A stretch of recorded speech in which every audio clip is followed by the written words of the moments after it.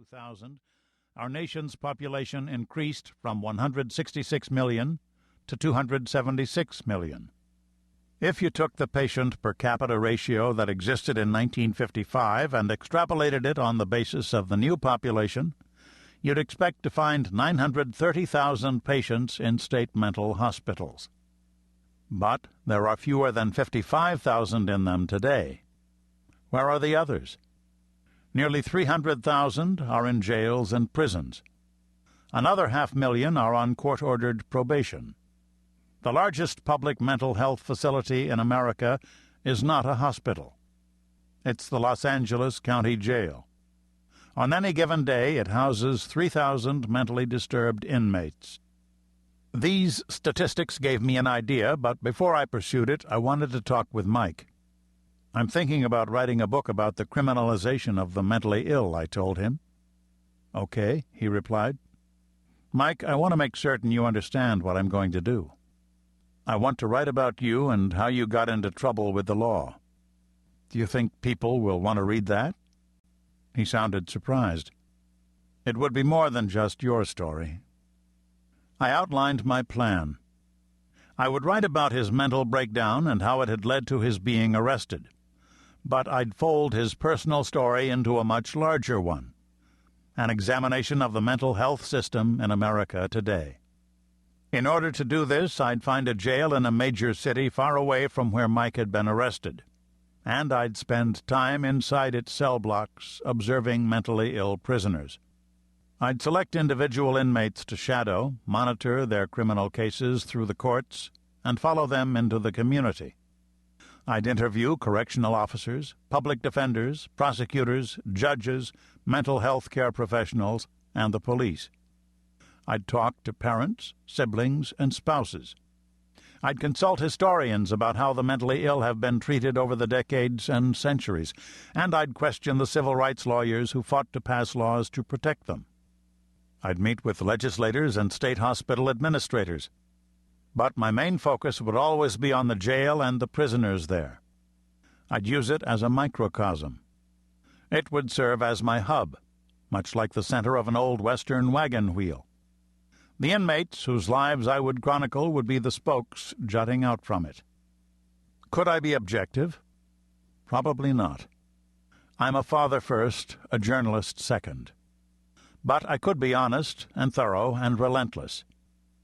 Mike was still taking strong doses of antipsychotic medication when I first mentioned my idea to him, and I could tell by his reaction that he was having trouble focusing on what I'd just said. You're more important than any book, I explained. I don't want to write anything that might harm you or limit your future. I'll forget about doing this if you want me to.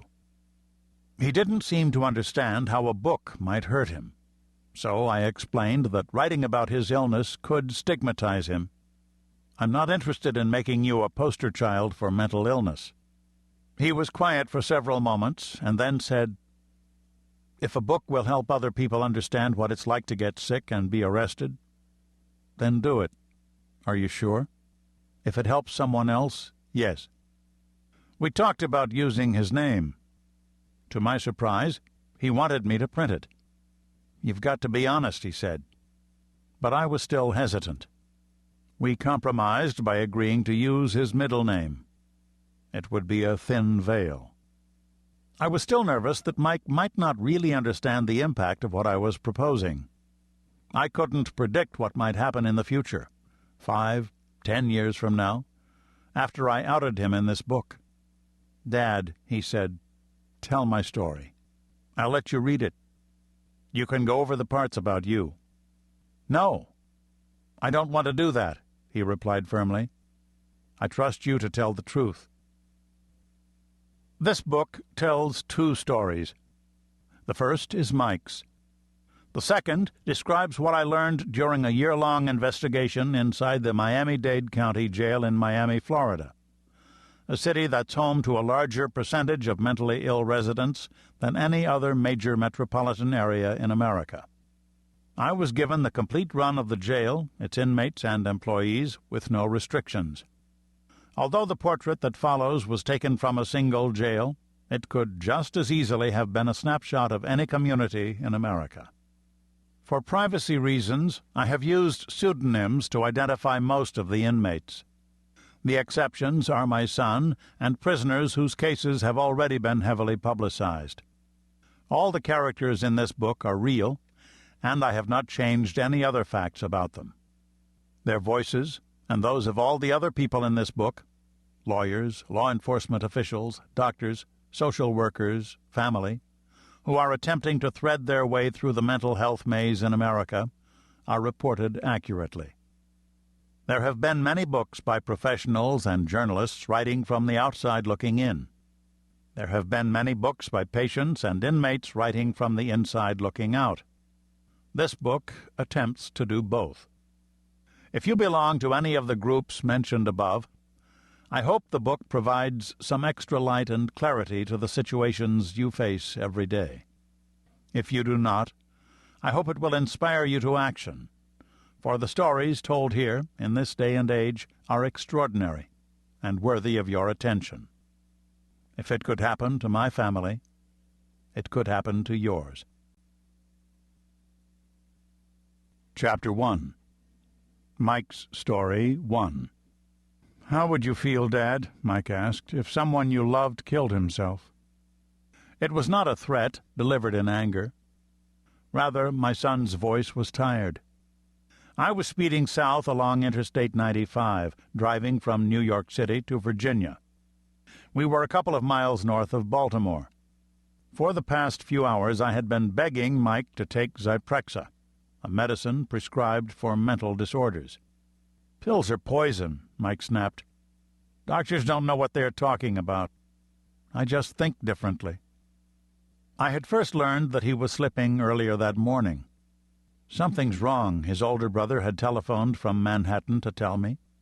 Since that call, I'd discovered Mike's dementia actually had become obvious several weeks before, when he'd found a videocassette on the sidewalk while walking to a subway near Times Square.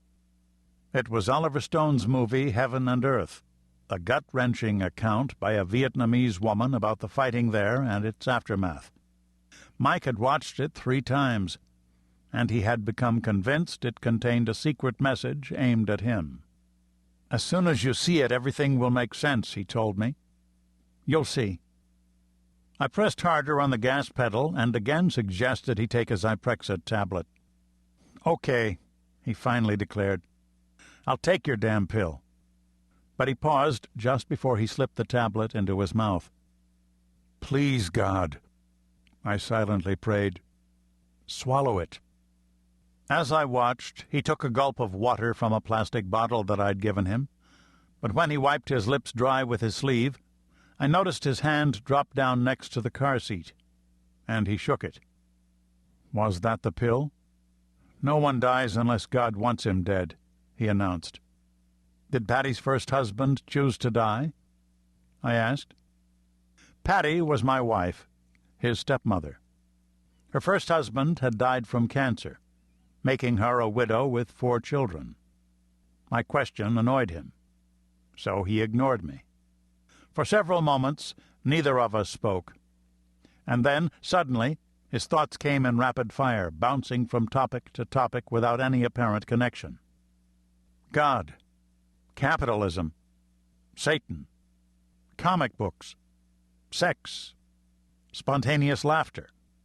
Mike saw an encrypted message and a bumper sticker on the blue sedan ahead of us. "Believe in him." It was a signal from God, he told me. They were everywhere, but only he could interpret them. Just as quickly, Mike began to cry. Tears flowed from his eyes, and he moaned as if he were an injured animal that had been struck by a car and knocked sprawling into a roadside ditch.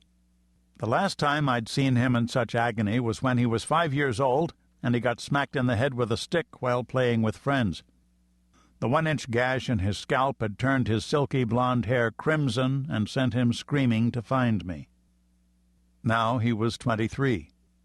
"Why are you crying?" "I can't tell you." "Why can't you tell me?" "Because you'll hate me forever."